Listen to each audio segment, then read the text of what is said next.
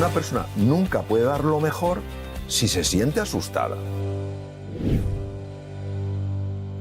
Hola Mario. Hola. Buenos días. ¿Cómo estás? ¿Qué tal? Muy bien, muy contento de estar aquí. Yo quería preguntarte, Mario, si crees realmente que el estrés en su justa medida puede ser bueno, pero que si nos pasamos con el estrés puede ser aterrador los efectos. Pues fíjate, la persona que realmente nos reveló el impacto del estrés en el ser humano fue el profesor austriaco Hans Selye. Él estudió en la Universidad Alemana de Praga y llevó a cabo toda su carrera de investigador en la Universidad McGill en Canadá. Entonces él distinguió perfectamente dos tipos de estrés. Uno de ellos necesario en la vida, para crecer, para mejorar, para desarrollarnos y para evolucionar. ¿Quién no necesita un estímulo para avanzar, para ir aprendiendo cosas nuevas, para hacer frente a nuevos retos, a nuevos desafíos? Pero él también detectó otra forma de estrés a la que dedicó muchos años de su vida, que es muy nociva para la salud. Es el distrés. Él utilizó las lenguas clásicas para mencionar eustrés, el positivo de escribir, y distrés, el negativo. El distrés es el estrés crónico, es decir, una forma de estrés sostenida que no deja espacio para que una persona se recupere, para que se renueve. Entonces, efectivamente, es una buena analogía la que tiene que ver con la condimentación de los alimentos, y es cierto que el distrés, el estrés negativo, es muy dañino para la salud, para las tres dimensiones, para la dimensión del cuerpo, la de la mente y la dimensión anímica. Según los últimos datos del Ministerio de Sanidad, 2,5 millones de personas, de españoles, consumimos ansiolíticos y antidepresivos a diario. ¿Qué podemos hacer para que no sean tan necesarios los ansiolíticos? Porque vivimos más estresados que nunca, me parece. Sí, bueno, en medicina hay una palabra un poco rara que se llama etiología. Etiología quiere decir el origen de la enfermedad. Nosotros podemos tratar los síntomas, podemos tratar los signos de una enfermedad. Pero para eliminar una enfermedad, necesitamos conocer la etiología, el origen de esa enfermedad. Entonces, obviamente, los ansiolíticos, los antidepresivos están tratando los síntomas y los signos. Una persona que está con una ansiedad crónica, constantemente preocupada por el pasado, por lo que puede suceder, o una persona que está pues deprimida, viendo el aspecto oscuro de la vida, pues un ansiolítico, un antidepresivo le puede ayudar. Pero ¿qué hay en el origen? Desde mi punto de vista, en el origen hay dos cosas. Primero, la deshumanización brutal de la sociedad.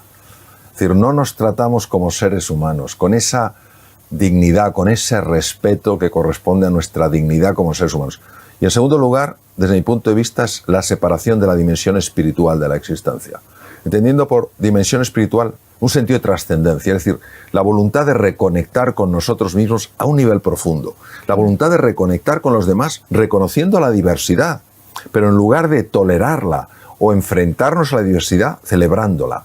Y en tercer lugar, es la conexión, el encuentro con la naturaleza, con nuestra madre la naturaleza, es decir, no sometiéndola a nuestros caprichos ni a nuestras ambiciones y nuestra avaricia, sino sencillamente respetándola. Entonces, si nosotros cuidáramos esa dimensión más humana, si nos tratáramos con más cariño, con más cercanía, si supiéramos escuchar mejor, si verdaderamente pudiéramos entrar en el silencio, aprender a centrarnos, salir del barullo mental, si aprendiéramos a mimar un poco más a la naturaleza, a disfrutar lo que es un paseo por el campo, por un bosque frente al mar, necesitaremos muchísimos menos ansiolíticos y antidepresivos. Sí, desde luego. Sin género de duda. Desde luego.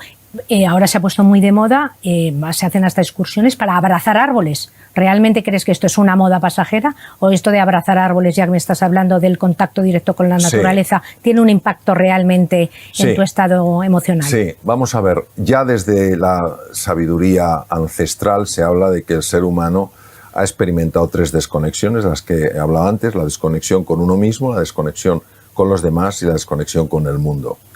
Es decir, de alguna manera recuperar el sentimiento de unidad es precioso en el ser humano. Entonces, cuando tú te reconectas contigo misma, probablemente sientes como un abrazo, ¿no?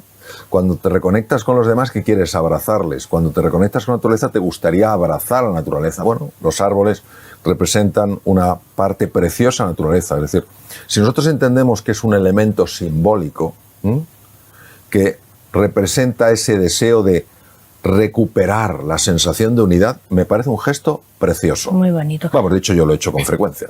Sí, claro. vas abrazando. Hay un árbol. Mario abraza árboles. Sí, hay un árbol, un tejo en Inglaterra que tiene más de 2000 años y he estado unas cuantas veces ahí y por supuesto que ha abrazado ese árbol. ¿Y notas algo? Después de dar ese abrazo, ¿en ti hay algo que cambia? Bueno, vamos a ver. El ser humano quiere llevarlo todo a la faceta intelectual. Ya. Y yo creo que hay cosas muy bonitas que son sensaciones que desafían el intelecto. Y por supuesto que noto sensaciones. Por supuesto que yo ese tejo, cuando yo pienso en ese tejo no pienso en algo ahí distante, un árbol que no tiene nada que ver conmigo. Pienso en algo que siendo distinto a mí no es tan distante. Pero llega un momento que ni abrazar árboles, ni el contacto con la naturaleza, ni todas el mindfulness y tal, nos hace suficiente impacto en nuestras emociones como para que no se nos cronifique el estrés. ¿Hay algo? ¿Nos puedes dar algún consejo para, antes de que se cronifique, paliarlo? Bueno, vamos a ver, si una persona cuida su dimensión física, si una persona cuida su dimensión mental y cuida su dimensión anímica, no tiene por qué hacerse crónico el estrés. Lo que pasa es que hay que plantearse qué entendemos por cuidar las cosas. Es decir, si yo no dedico un tiempo a lo largo del día pues a entrar en silencio, a hacer ejercicio, si no cuido lo que como, si no tengo relaciones de calidad, no establezco vínculos emocionales, pues la verdad es que no es raro que viva bajo el distrés. Lo que tenemos que tener en cuenta es una cosa que es muy importante. Las circunstancias pesan y las dificultades que experimentamos son reales. No podemos negarlas, no podemos ignorarlas. Tampoco podemos ignorar el poder que tiene el encuentro con otro ser humano, con la naturaleza, con uno mismo, en la transformación de las condiciones internas. Y las condiciones internas sí afectan a las circunstancias. Lo que sucede dentro de nosotros sí busca su expresión fuera de nosotros. Entonces, tenemos que ser muy cautos y no considerar que somos simples víctimas de las circunstancias, sino que somos co-creadores de la realidad. Y eso nos tiene que llenar de alegría, de ilusión y de confianza. Sí. Entonces nos tomaremos en serio el cuidado del cuerpo, el cuidado de la mente y el cuidado del alma. Pero luego llega el ámbito laboral, que es el que vamos a entrar ahora, y las encuestas dicen que el 73% de los españoles trabajadores padecen estrés. ¿Nos puedes dar algún tip para que durante nuestra propia jornada laboral, cuando estamos trabajando, que es eso que te acaban tu jefe te acaba de echar la bronca o no está de acuerdo con lo que has hecho y normalmente nos entra esa ansiedad, ese estrés que nos creemos ya incapaces de hacer las cosas? ¿Algún tip de estos así rápido para decir, venga, haz esto, fulano, y verás tú cómo baja tu grado de estrés de forma inmediata? Vamos a ver, la situación de burnout es una situación generalizada. O sea, no es que nos pueda venir el burnout, es que ya estamos ahí. Una parte muy importante de la población está en burnout o pueden caer en burnout. La situación está estar quemado. De hecho, la fase burnout la describió el profesor Hans Selye, se ha puesto de moda ahora, pero él la describió hace muchos años. Entonces, ¿qué se puede hacer en una situación de burnout? Primero describamos qué es el burnout. Burnout es una situación en la que una persona está experimentando ciertas cosas a nivel físico, a nivel mental y a nivel anímico. ¿Qué está experimentando a nivel físico? Agotamiento, mala salud, insomnio.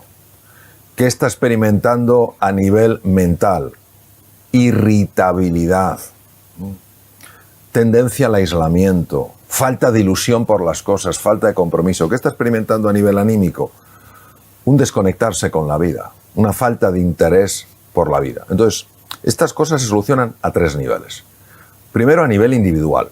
Segundo, a nivel colectivo. Y tercero, a nivel estructural. ¿Qué es a nivel individual?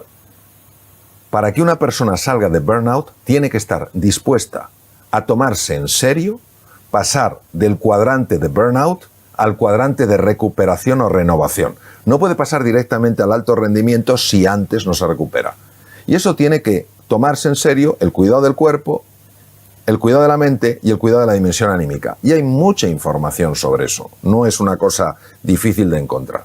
Eso a nivel personal. A nivel colectivo, tenemos que ser conscientes de hasta qué punto cuando una persona se siente amenazada por el juicio, por lo que me puede pasar, por si me van a echar, por si no sé qué tal cual, cuando una persona se siente amenazada, favorece el burnout. O sea, una persona nunca puede dar lo mejor si se siente asustada. Entonces, todos podemos generar entornos amables, entornos donde las personas no se sientan constantemente vigiladas, donde las personas se sientan valoradas. Y a nivel estructural, ¿qué podemos hacer? Cambiar las estructuras. Es decir, hay estructuras hoy en día que están haciendo muchísimo daño. No tiene sentido que una persona esté trabajando todos los días en su oficina hasta las 11, hasta las 12 de la noche. Si ha hecho bien su trabajo, ya acabó antes. O que tenga que estar todo el fin de semana preparando cosas. Una cosa es hacerlo ocasionalmente, porque es una situación nueva, y otra cosa acostumbrarnos a eso. No tiene sentido. ¿Por qué se está cambiando la estructura o se está buscando cambiar la estructura de asistencia mental para las personas que necesitan un apoyo en este sentido?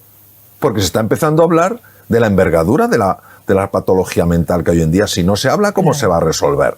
Entonces, claro que se puede hacer. Lo que no podemos caer es en la desesperanza, en la impotencia, o pensar ilusoriamente que alguien lo hará. No, cada uno tenemos que tomar nuestra parcela de responsabilidad y empezar a hacer cosas. ¿Hay algo que puedan hacer, aparte de hablar, como dices tú, hay algo que puedan hacer las empresas o los empleadores a favor, que reme a favor de sus empleados? Sí. Ahora, me gustaría hacer una distinción.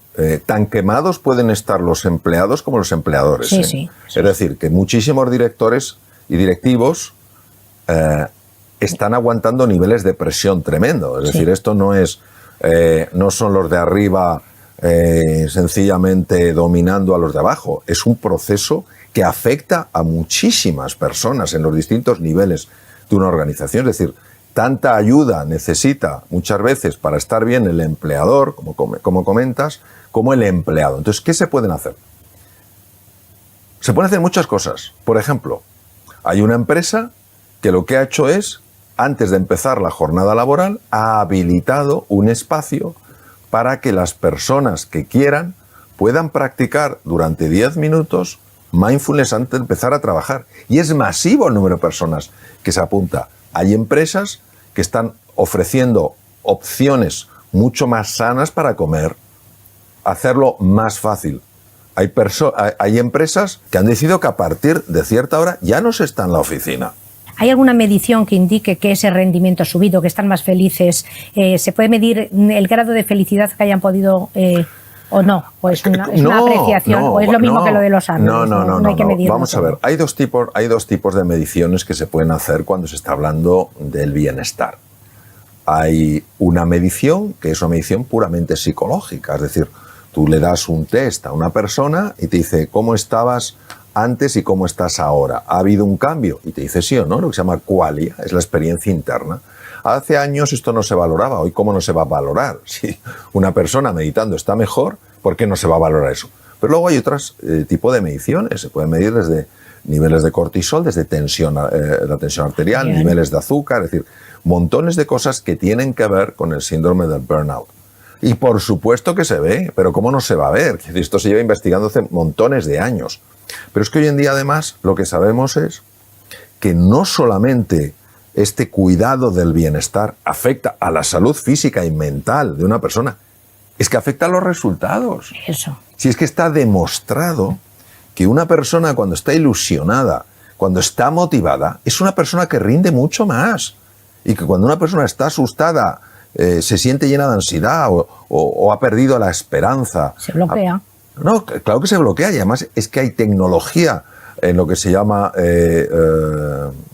neurociencia afectiva que permite ver con cámaras muy sofisticadas cómo realmente la conexión entre el mundo emocional, el mundo afectivo y el mundo intelectual es una realidad innegable. La persona ilusionada es una persona que rinde más, la persona desmotivada rinde menos. Es más, se ha demostrado, por ejemplo, y esto es un dato verdaderamente brutal, que personas que están habitualmente en distrés, en burnout, son personas que pierden población neuronal que no tendrían que perder. Mueren neuronas. Y digo, no, ¿cómo es posible que muevan neuronas? Sí, mueven neuronas porque cuando hay distrés o hay, cuya expresión es el burnout, la palabra científica es distrés, la palabra más popular es burnout, hay una liberación de una hormona en la sangre, de la que llevo hablando montones de años, que se llama el cortisol. Pero es que además sube los niveles de un neurotransmisor, de una sustancia cerebral, un mensajero cerebral, que es un neurotransmisor excitador, que se llama el glutamato. La combinación en el cerebro de niveles altos de cortisol y niveles altos de glutamato hace que entre masivamente calcio en la célula nerviosa, en la neurona. Y esa entrada masiva de calcio activa, fíjate lo que te voy a decir, activa el gen de la apoptosis, que es eso, el gen del suicidio celular. ¿Hasta qué punto lo mental afecta y lo afectivo se materializa? Y de la misma manera que esa cronicidad en el estrés, ese distrés que lleva el burnout, destruye población neuronal, también, y esto, el primero que lo intuyó, no lo podía mostrar, era Cajal, nuestro gran premio Nobel, es que cuando una persona está ilusionada, cuando una persona está motivada, hay células madre en el cerebro que se convierten en neuronas. Es decir, una persona se vuelve más inteligente, más creativa, más emprendedora, pero necesita ese estímulo, necesita esa ilusión, necesita esa pasión, ese entusiasmo. Por eso el gran Cajal, porque vamos, o sea, tendría que haber un museo para don Santiago Ramón y Cajal. Cajal decía, todo ser humano, si se lo propone, fíjate, no está hablando, no, es que yo no puedo hacer nada, no, si se lo propone, puede ser escultor de su propio cerebro. En aquel momento pensaban que Cajal hablaba metafóricamente. Cajal intuía algo que no podía demostrar con la tecnología. Hoy la neuroplasticidad es un hecho. Es un hecho, claro que sí. Como es un hecho que tenemos un segundo cerebro en el intestino con 100 millones de células nerviosas y que está directamente relacionado con el cerebro y que, fíjate tú, si nos afecta, que cuando dices la expresión se me ha cerrado el estómago, que viene, vamos, totalmente a colación del estrés, se me ha cerrado el estómago, se me ha hecho un nudo en el estómago. ¿Qué relación hay entre la salud mental y el intestino? Porque hace unos años era como, esto no tiene nada que ver. Sí, el primero que lo descubrió fue un profesor de gastroenterología catedrático en la Universidad de Columbia en Nueva York. Y efectivamente los órganos tienen distintas dimensiones. El tubo digestivo tiene una dimensión que es muy clara, que es el procesamiento de los alimentos. Nosotros comemos cosas, el tubo digestivo se las arregla para desestructurar esas cosas como si hubiera un rompecabezas y algunas piezas dice, uy, esto tengo que dejarla marchar y otras las tengo que absorber porque son fundamentales para la salud. Así se había entendido el tubo digestivo durante muchísimos años. Hasta que se descubrió efectivamente que había millones de neuronas en el tubo digestivo que no funcionan independientemente del resto del sistema nervioso, sino que están en constante conexión a través de neurotransmisores, a través de productos químicos, a través de señales nerviosas con el cerebro intracraneal. Entonces, ¿cómo influye? Influye muchísimo. ¿Por qué? Porque el tubo digestivo tiene dos poblaciones de bacterias. Unas serían las buenas, los bacteroidetes, y los otros son los malos, los firmicutes. Dentro de los bacteroidetes tenemos las bifidobacterias y los lactobacilos. Entonces, ¿qué hacen los buenos? Los buenos están intentando proteger la barrera intestinal para que no entren productos tóxicos. Porque si entran productos tóxicos, llegan al cerebro y lo inflaman. Y la inflamación cerebral está asociada a cuadros como la ansiedad y la depresión. Cuando empiezan a ganar los malos, los firmicutes, entonces los bacteroidetes ven reducida su acción y empiezan a colarse productos tóxicos que producen inflamación cerebral y son, al parecer, una de las causas de enfermedad de Alzheimer. Aunque es una enfermedad compleja, uno de los factores puede ser eso. Entonces, tú fíjate que cuando una persona está muy estresada, lo primero que se produce es una parálisis del tubo digestivo. Se le quitan las ganas de comer. O si tiene ansiedad, a lo mejor come demasiado y eso tampoco es bueno para el tubo digestivo. Entonces, el balance se va perdiendo y el segundo cerebro, el cerebro entérico, el tubo digestivo, empieza a funcionar de una manera errónea y esto repercute en el cerebro. Entonces, bueno, podemos estar horas hablando de esto porque es un tema apasionante. Por eso es tan importante cuidar la salud del tubo digestivo y por eso se me ha olvidado decir que los buenos, los bacteroidetes, fundamentalmente lo que necesitan es fibra. Los firmicutes, los malos, fundamentalmente lo que necesitan es azúcar. Claro. Más fibra y menos azúcar. ¿Y cómo podemos saber si se nos inflama el cerebro? ¿Hay algún signo externo que sepamos que se nos está inflamando? No, porque la inflamación, cuando uno dice, ay, se me ha inflamado la rodilla, Sí, no, claro. se ve la rodilla es evidente. roja, caliente y abultada. Sí, Cuando hablamos de inflamación, a nivel cerebral hablamos de lo que se llama inflamación crónica de bajo grado. Y no solamente se produce en el cerebro, se produce en el corazón, en los vasos sanguíneos, páncreas, etc. Entonces, es un tipo de inflamación, es real que es inflamación porque hay células inflamatorias, porque hay cambios en la permeabilidad de los vasos sanguíneos, pero no es esta inflamación permanente. Sin embargo, por ejemplo, si se sabe con estudios más finos que sí hay efectivamente histológicamente esos datos inflamatorios, pero que a simple vista no se verían. Lo que sí vemos es la expresión de esa inflamación. Por ejemplo, la ansiedad y la depresión. La ansiedad y la depresión tienen un trasfondo en gran parte inflamatorio. Por eso, fíjate qué cosa tan sorprendente y tan bonita. Personas que han cambiado sus hábitos de alimentación y tenían un cuadro de ansiedad o de depresión, han mejorado de su ansiedad y su depresión hasta niveles sorprendentes solamente cambiando la alimentación. Tomando más fibra. Claro, y dirías, ¿cómo es posible? Porque los bacteroidetes empiezan a ganar. A ganar la batalla. A ganar la batalla. Uno dirá, ¿pero por qué están los firmicutes? Bueno, pues porque tenemos gérmenes. Parte podemos entenderlo y parte no. Los firmicutes sí hacen algunas cosas favorables, favorecen la absorción de ciertas grasas, etc. Pero fundamentalmente, digamos que se portan bien siempre que no vean que hay debilidad en el otro sitio. Ya. Esto es como, por ejemplo, nosotros en la piel tenemos estafilococo dorado. Estafilococo dorado es coagulasa negativa, no es patógeno. Pero si hay una herida en la piel y ve que se transforma en coagulasa positiva, y las infecciones por estafilococo son las más peligrosas que hay. Pues igual, los firmicutes están ahí quietecitos mientras la población de bacteroidetes sea lo suficientemente grande. Si los bacteroidetes bajan, los firmicutes se crecen, empiezan a dominar y ahí tenemos problemas. Ya.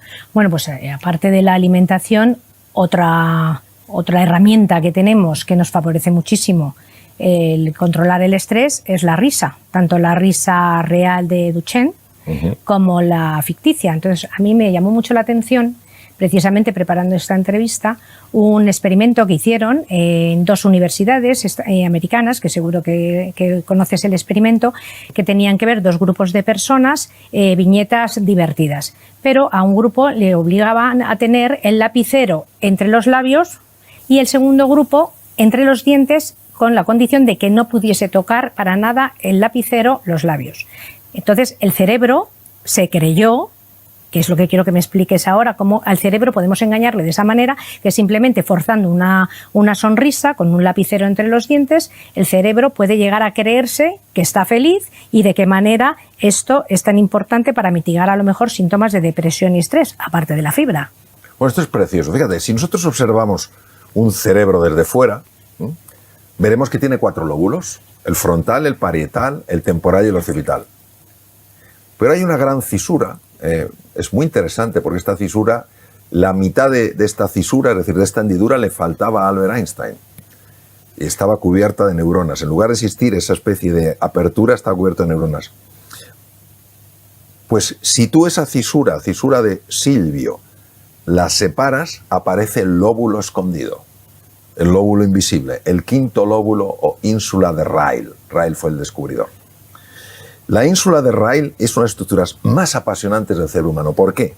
Porque contiene el esquema entero del cuerpo. El mapa. El mapa entero del cuerpo. Y es uno de los mapas de los sentimientos.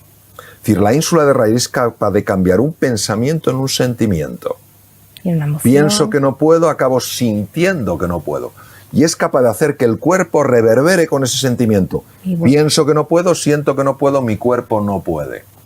Pero la ínsula de Ryle no solamente es un paso de dirección corteza cerebral a cuerpo, es también de cuerpo a corteza cerebral. Entonces, cuando tú tienes una disposición de tu cuerpo propia de un estado de alegría, como es una sonrisa, la ínsula de Ryle, que tiene perfectamente mapeada la cara, interpreta que se halle esa sonrisa, aunque sea una sonrisa, en este caso forzada por un lapicero, que tú estás contento o que tú estás contenta. Entonces, como es un mapa de los sentimientos, sí, esa posición corporal empieza a transformarla en un sentimiento estar bien. Y empiezas a pensar en las cosas buenas que hay en tu vida. De hecho, en estas viñetas, los que tenían el lapicero en los dientes las veían súper divertidas y los otros no. Claro. Siendo las mismas viñetas. Claro, porque ten en cuenta que la percepción es un fenómeno cerebral, es un fenómeno, es una creación mental. Si yo estoy alegre por la mañana, el desayuno me va a saber más rico que si me levanto triste. El café huele mejor. El café huele mejor, el té está más rico, etc. Entonces, ¿qué ocurre? Que no le damos importancia al cuerpo, y también somos cuerpo. No es que tengamos un cuerpo, es que también somos cuerpo. Por eso la nutrición, por eso el descanso, por eso la postura, el gesto y el ejercicio físico tienen tanto impacto en nuestra forma de sentir. Desde luego. Y todos estos pensamientos negativos que podemos tener tan recurrentes, ¿hay alguna manera para reconducirlos? Sí, por supuesto que sí. La forma de reconducirlos es la meditación. Es la meditación. Nunca enfrentarse al pensamiento. Nunca enfrentarse al pensamiento porque lo refuerzas. No intentar convencerte que no tienes que pensar eso. Llevar tu atención a otro sitio. Yo suelo poner el siguiente ejemplo. Es un ejemplo muy antiguo y viene de la sabiduría oriental. Nosotros somos como el cielo. Y pasan las nubes. Las nubes van a pasar, pero no tiene el cielo que irse detrás de ellas. Entonces, si el cielo quisiera luchar contra las nubes aumentarían de tamaño, porque donde pones la atención, lo refuerzas.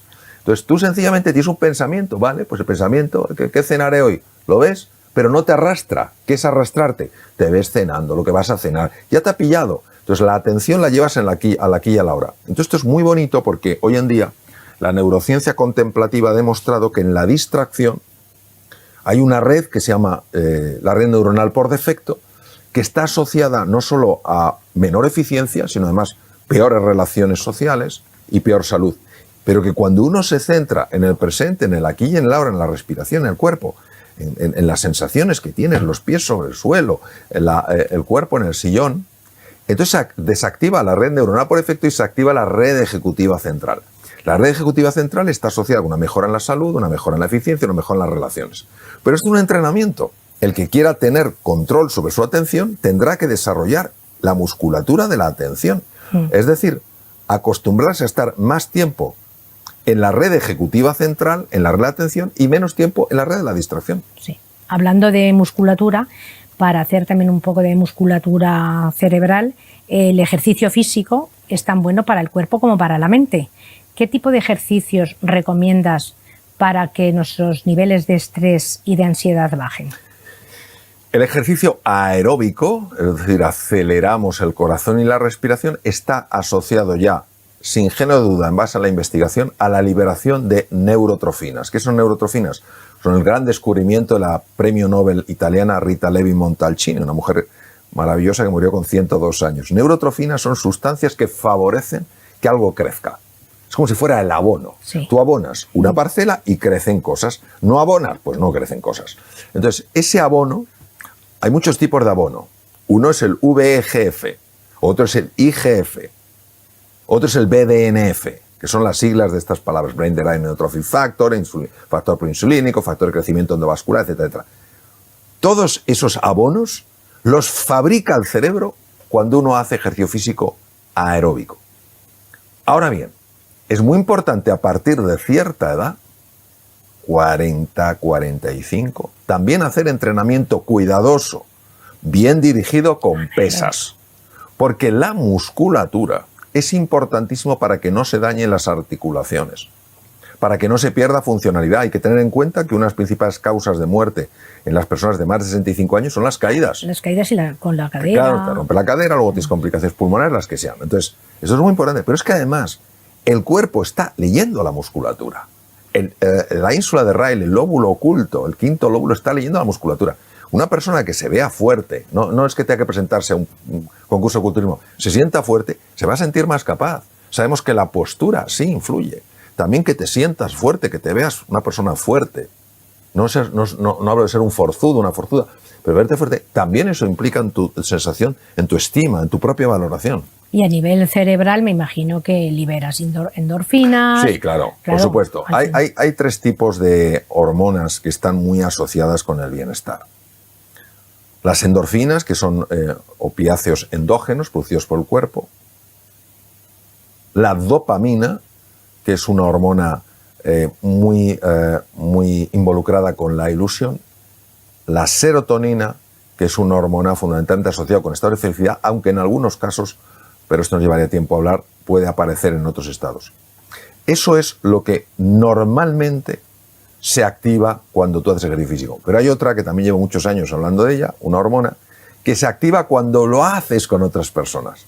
Cuando además de estar tú haciendo ejercicio físico a nivel, por tu cuenta, pues lo haces con un grupo de amigos, un grupo de amigas, y estás disfrutando. Y entonces se libera también oxitocina.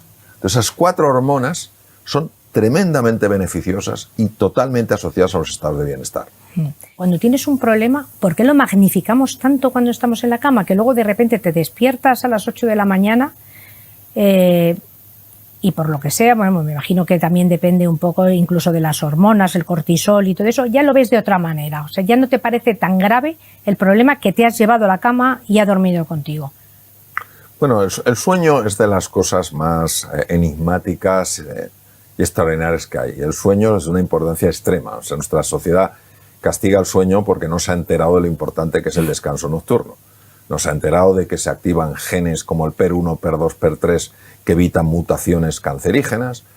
No nos hemos enterado de que se activa el parasimpático que se dedica a reparar el cuerpo, que se libera hormona del crecimiento que lo que hace es favorecer la recuperación de los tejidos. Entonces, en general, pues nada, estamos viendo dispositivos que emiten luz azul a horas que no tenemos y bloqueamos la secreción de melatonina. Entonces, lo primero que podemos hacer es reconocer la importancia que tiene el sueño. Y si tiene importancia el sueño, hay que vivir de acuerdo a lo que es importante. Por tanto, ni es aconsejable en absoluto ponerse a contestar emails, WhatsApps a partir de las 10 y media de la noche, ni ponerse a ver, ni poder ponerse a ver o consultar dispositivos móviles. Segundo elemento, no puede haber una cena copiosa, porque si hay una cena copiosa, el tubo digestivo le pones a funcionar cuando no tendría que funcionar. Y entonces, claro, roba recursos a nivel cerebral, que necesita, porque la actividad del cerebro por la noche es brutal. Entonces, es verdad lo que dices. Es verdad que la preocupación afecta directamente al sueño, porque el sueño es un proceso muy delicado. Entonces, ¿nosotros qué podemos hacer? A nivel físico, lo que vamos es no consultar dispositivo de emisión azul, cenar ligero. Puede ayudar también no hacer ejercicio físico antes de dormir, pero sí dar un paseo, porque un paseo puede relajar bastante. Luego, asumir que cuando nosotros nos vamos a la cama con un problema, la memoria empieza a tomar ese problema y a incorporarlo en la memoria. Por eso es tan importante hacer un ejercicio de gratitud antes de acostarse. No te puedes acostar con un pensamiento negativo, porque la memoria, el hipocampo, reestructura a partir de ahí. Entonces, encuentra algo en el día, por pequeñito que sea, si buscas encontrarás, donde verdaderamente digas, mira, hoy me doy la enhorabuena porque vaya día que he tenido, pero he aguantado como una campeona. Hoy me doy la enhorabuena porque me quería haber comido ese bollo y me he aguantado y no me lo he comido. Y acaba con un pensamiento positivo. Parece una tontuna, pero es que no lo es. Y luego, si hay un problema, que dices tú, es que tengo este problema, mi recomendación es la siguiente. ¿Por qué tendemos a llevarlo a la cama? Porque como en el sueño perdemos el control, eso no nos gusta nada. Entonces lo que recomiendo es, lo apuntas en un papelito, lo más pequeño que encuentres, si encuentras un confeti. Y te cabe ahí. Un granito de arroz, claro, como hacen. Un granito de arroz. ¿Por qué? Porque si un problema así de grande lo puedes poner en un papel así de pequeño, imagínate el mensaje que estás dando al cerebro. Sí. Y esto parece una tontuna, pero yo se lo comenté a algunas personas y les ha funcionado de cine. Pues nada, hay que ponerlo en práctica, pero ya. Y luego también la apariencia física. O sea, cuando tú tienes estrés, se te deshidrata hasta más la piel. Te salen canas, arrugas. O sea, ¿nos puedes dar algún consejo para sentirnos más lozanos y guapos? Sí, vamos a ver. El estrés crónico, el distrés, utilizando terminología del profesor Hans Selye, y recordando que es el causante del burnout, está asociado fisiológicamente, es decir, a nivel de funcionamiento, con lo que se llama un aumento del estrés oxidativo. Esto quiere decir, Cuando uno coge una carretera de peaje, llega más rápido a los sitios, pero tiene que pagar un precio. Nosotros, para poder, en nuestro metabolismo, nuestra obtención de energía, para poder utilizar oxígeno, que nos da muchísima más energía que si fuera metabolismo anaeróbico, tenemos que pagar un peaje. Y ese peaje se llama radicales libres. Radicales libres son sustancias muy dañinas para el organismo, pero muy controladas por el organismo porque tenemos enzimas, sustancias químicas que las bloquean, ¿vale? Cuando los radicales libres superan un determinado nivel, como son moléculas inestables que en la corteza, en el anillo externo les falta un electrón, tienen que robar electrones de otras moléculas. Y entonces golpean moléculas para desestabilizar y robar las electrones y las convierten en radicales libres. Adivina dónde golpean. Pues uno de los sitios que golpean son las fibras de colágeno y de elastina de la piel. Sí. Con lo cual producen ese deterioro de la piel, pueden producir procesos malignos, etcétera, etcétera. Entonces, el estrés oxidativo, ese envejecimiento, parte de la misma raíz. Es una expresión más, en este caso, a nivel bioquímico. Bueno, Mario, para nosotros realmente ha sido un orgullo tenerte con nosotros como maestro para ayudarnos a ser un poquito más felices, para tener un poquito menos de estrés, y nos alegra muchísimo que te hayas pasado a este lado, que aunque hayas dejado de ser cirujano de órganos, que hayas llegado a nuestras vidas reparando almas. Muchas gracias. Muchísimas gracias, Mario. Gracias.